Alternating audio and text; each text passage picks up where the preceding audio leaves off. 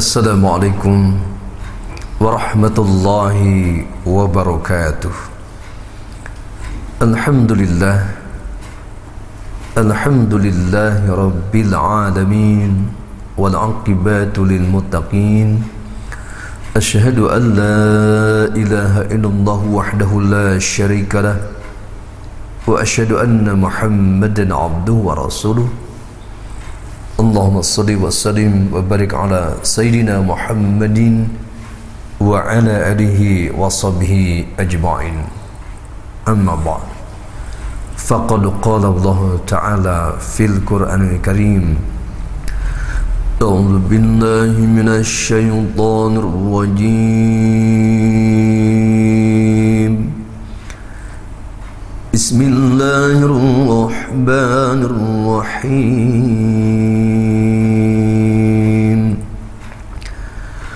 Warattilil Qur'ana tartila. Wa qala Rasulullah SAW, khairukum man ta'allama al-Qur'an wa 'allamah. Sadaqallah wa sadaqa Rasulullah sallallahu alaihi wasallam. Para pemirsa RTV yang dimuliakan Allah Subhanahu wa taala, alhamdulillahirabbil alamin, pada kesempatan kali ini kita dapat berjumpa kembali dalam rangka mempelajari kitab suci Al-Qur'an melalui kajian Ulumul Qur'an, sebuah ilmu yang langka, sebuah ilmu yang saat ini terlupakan oleh masyarakat Islam. Alhamdulillah, kita sedikit demi sedikit kita kaji, kita pelajari agar kita betul-betul bisa mengenal kitab suci Al-Quran yang secara otomatis mengenal zat Allah Subhanahu wa ta'ala yang menurunkannya, juga tentunya yang menerima kitab suci Al-Quran, yaitu baginda Nabi Muhammad sallallahu alaihi wasallam. Pada kesempatan kali ini kita akan mempelajari tentang tata cara membaca Al-Quran. Sebelumnya telah kita pelajari sebuah jaminan dari Allah Subhanahu wa ta'ala bahwa membaca Al-Quran, mempelajari kandungannya, termasuk mengamalkan kitab suci Al-Quran itu, Allah berikan jaminan kemudahan. Tergantung kitanya, tergantung istiqomah kitanya dalam mempraktekannya dalam kehidupan kita sehari-hari. Nah, pada firman Allah Subhanahu wa ta'ala surah Al-Muzammil, ya, surah 73 ayat 4, Allah Subhanahu wa ta'ala berfirman, warattil Qur'ana tartila, dan bacalah Al-Quran itu dengan tartil.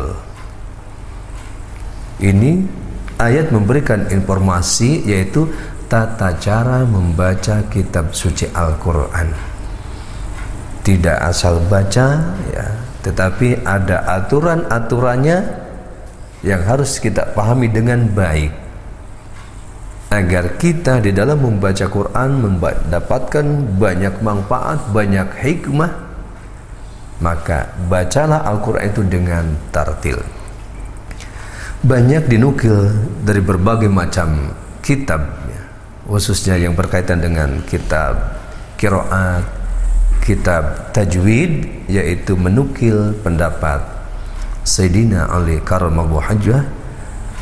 Beliau memberikan penjelasan tentang tartil, ay tajwidul huruf wa ma'rifatul wuquf, ya. Salah satunya dinukil dalam sebuah kitab Nihayah Fiqhul Mufid, ya, karya Maki Nasir.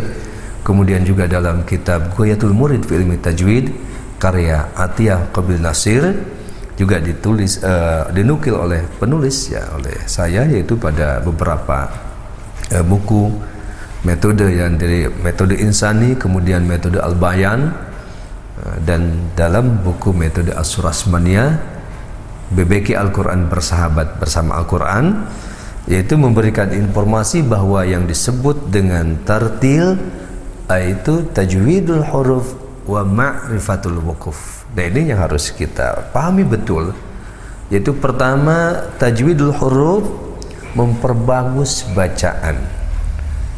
Yang kedua adalah wa ma'rifatul wukuf, yaitu mengetahui tempat-tempat berwakaf. Yang pertama menunjukkan ya agar kita mampu membaca Al-Quran secara baik dan benar. Kemudian yang kedua, bagaimana agar kita mampu memahami pesan-pesan atau isi kandungan kitab suci Al-Quran. Nah, di sini kita mempunyai dua kewajiban melalui ayat ini.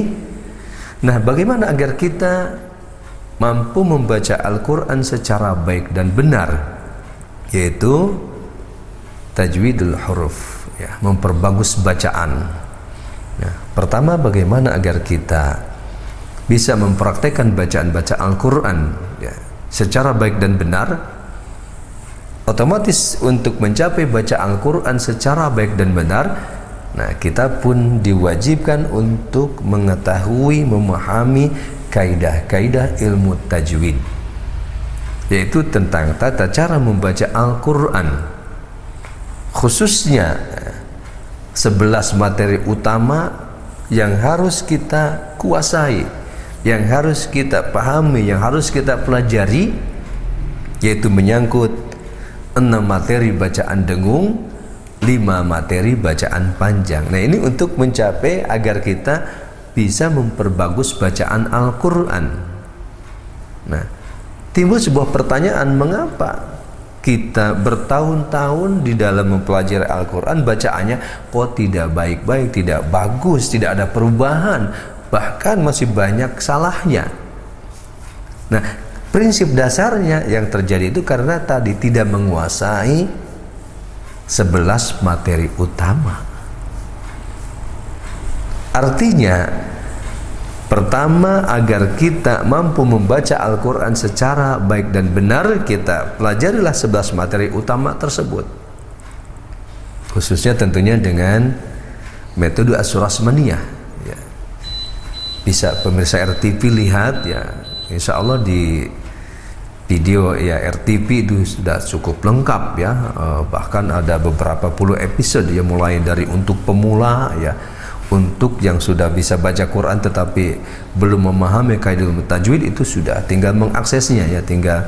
Tapi ya di samping itu juga tentunya ya ada yang paling penting adalah talaqi dan musyafahah. Bagaimana agar kita bisa menguasai, mempelajari secara bertahap, satu pertemuan satu hukum. Supaya apa? Supaya betul-betul bisa memahaminya dengan baik, baik secara teorinya maupun prakteknya. Satu hukum kita pelajari. Ya, kebetulan di dalam metode As-Surasmaniyah itu disusun ya, secara mudah. Ditampilkan dulu materi-materi yang sangat mudah, dan sebenarnya itu juga mudah semua ya.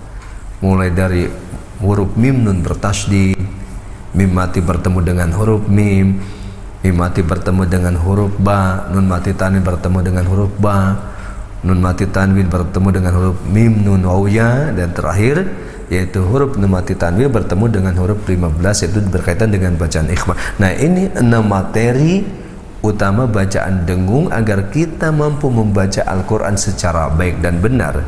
Kita pastikan pelajari ya, yaitu melalui talaqi dan musyafahah, langsung belajar kepada guru-guru Al-Quran.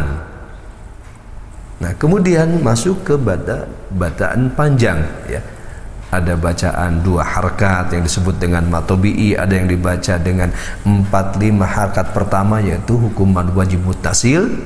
Kemudian bacaan panjang 4-5 harkat kedua berkaitan dengan mad zaidun fasil, bacaan panjang 2-4-6 harkat mad alif sukun, dan bacaan panjang 6 harkat mad lazim. Nah, ini materi 11 materi utama yang harus kita kuasai agar kita mampu membaca Al-Quran secara baik dan benar. Nah, setelah selesai kita mempelajari 11 materi utama, maka mulailah kita bertalaqi musyafah, langsung mempraktekannya, membaca kitab suci Al-Quran, mulai dari surah Al-Fatihah, Al-Baqarah, Ali Imran, An-Nisa, dan seterusnya. Minimal seumur hidup sekali kita wajib bertalaqi musyafah 1 kali. Walaupun pada prakteknya ya, dari pengalaman pribadi saya sebagai praktisi Al-Quran, itu belum cukup satu kali putaran khotam, ya biasanya beberapa kali khotam baru mulai bacaannya bagus lancar.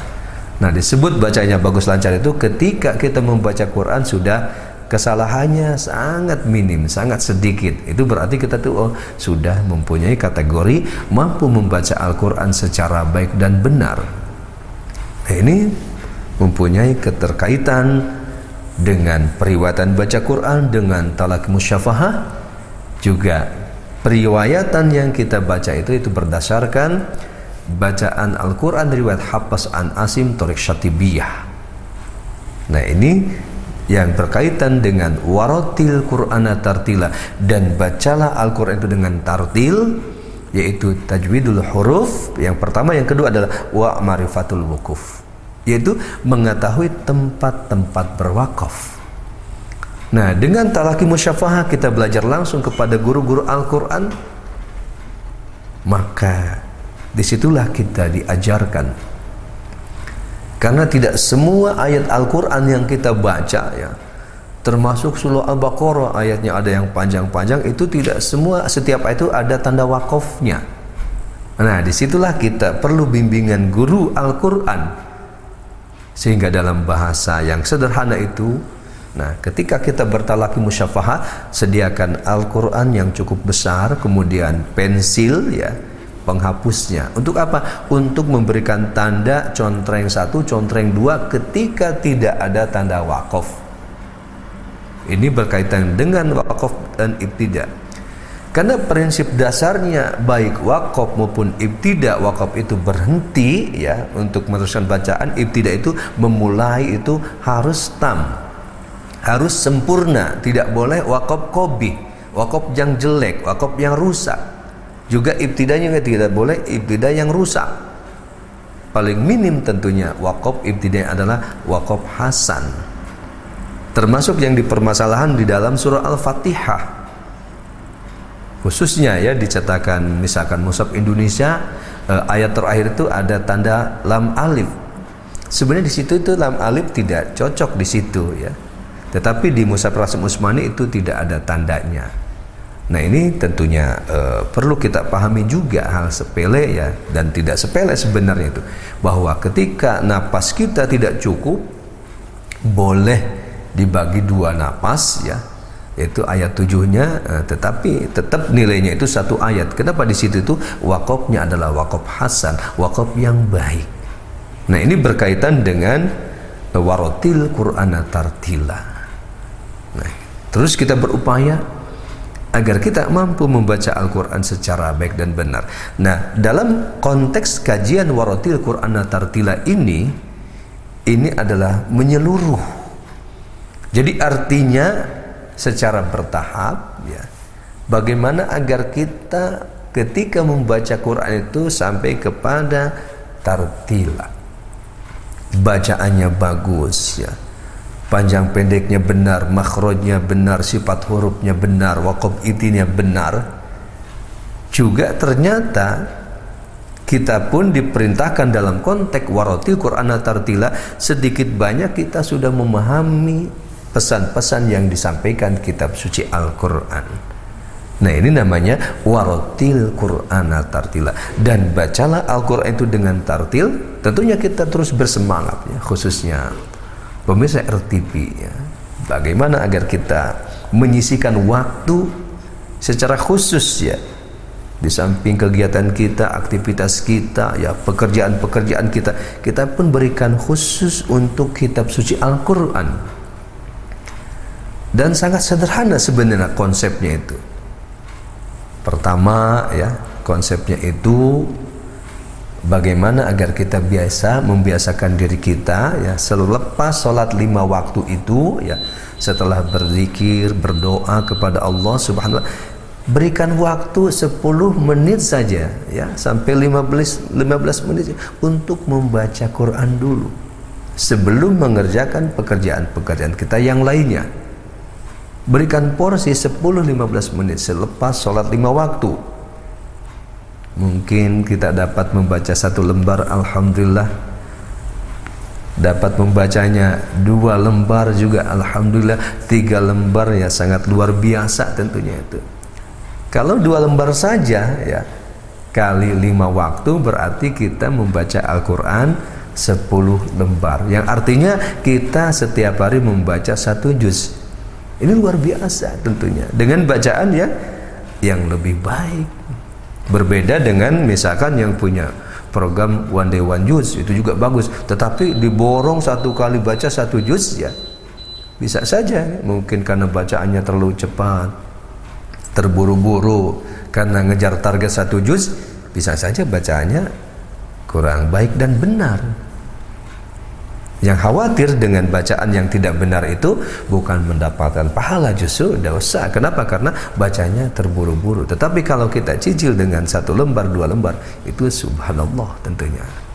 Nah kemudian secara khusus ya, untuk mencapai waratil Qur'an tartila ini ya, kita sisihkan waktu lagi 10-15 menit menjelang istirahat kita, menjelang tidur kita ya, kita lakukan secara istiqomah, baca 1-2 ayat saja setiap malam. Kemudian setelah baca 1 ayat 2 ayat juga baca terjemahnya. Nah setelah itu ya kita siapkan buku tulis yang cukup besar ya, kita siapkan pulpen yang mahal sedikit, yang bagus sedikit. Untuk apa? Kita salin, kita pindahkan ke buku besar tersebut ya, 1-2 ayat, kemudian terjemahnya, syukur-syukur ada tafsirnya ya, kemudian dicatat ya harinya, tanggalnya berapa, jam berapa ya. Ini untuk melatih ya, tentu banyak sekali manfaat, termasuk untuk kenang-kenangan hidup kita nanti suatu saat. Ini bisa diwariskan ke anak cucu kita. Dan tentunya andai kata sampai 1 selesai saja ya, 1 kali selesai khotam Quran plus terjemahnya kita tulis pendek, itu merupakan anugerah tentunya buat kita. Kenapa? Dengan cara seperti ini ya, walaupun hanya terjemahnya ya, kita akan mempunyai wawasan yang luas ya. Kenapa? Karena ternyata semua rangkaian kehidupan yang dilalui oleh manusia semua sudah tertulis dalam kitab suci Al-Quran. Nah ini adalah upaya-upaya mencapai waratil Qur'an tartila. 1-2 ayat saja ya. Kalau 1 malam 2 ayat, 1 bulan kan 60 ayat ya. Kemudian 2 bulan 120 ayat, 1 tahun sekian ratus ayat.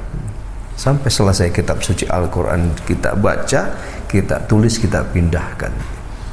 Wawasan kita sangat-sangat luas. Kenapa? Tadi ternyata dalam Al-Quran semua kehidupan dijelaskan secara panjang lebar ya, masa lampau, sekarang, yang akan datang, semua sudah dirinci dalam kitab suci Al-Quran.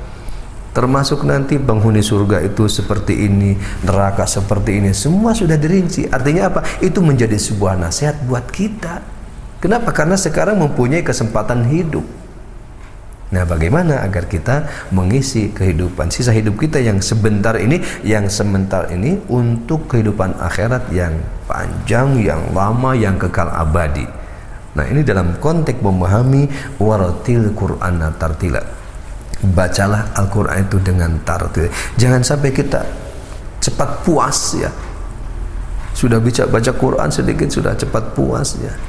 Apalagi ada yang menyanjung, oh Pak Ustadz, Pak Kiai, waduh jangan seperti itu ya. Tetapi terus kita belajar bagaimana agar betul-betul kita bisa membaca Al-Quran secara baik dan benar, kemudian memahami isi kandungannya dan kita praktekkan di dalam kehidupan kita sehari-hari. Nah mudah-mudahan kita semua, khususnya pemirsa RTV ya, kita jadikan surah Al-Muzammil ya, surah 73 ayat 4 ini menjadi dasar buat kita ya. Kita hafalkan ayatnya, waratil Qur'an tartila. Saya pikir 1 kali mendengar sudah apa? Waratil Qur'an tartila, waratil Qur'an tartila.